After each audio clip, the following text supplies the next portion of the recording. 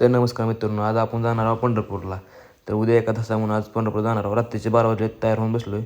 तर आपले sir Prashant Sam आला होता. तर बघूया. नमस्कार मित्रांनो, तर आम्ही चाललेलो आहे पंढरपूरला एकादशीला. मला जय विठ्ठल. चला तर आता आपण निघालोय. तर ब्लॉग शेवट पण बघा, लाईक करा. तर आता चलो. तर जाता जाता महाराजांचे दर्शन घेतले. तर आता आपण चाललो. तर मागं सॅम भाऊ मी आहे. आता पेट्रोल टाका चाललो आपण. पेट्रोल टाकूया म्हणले सर.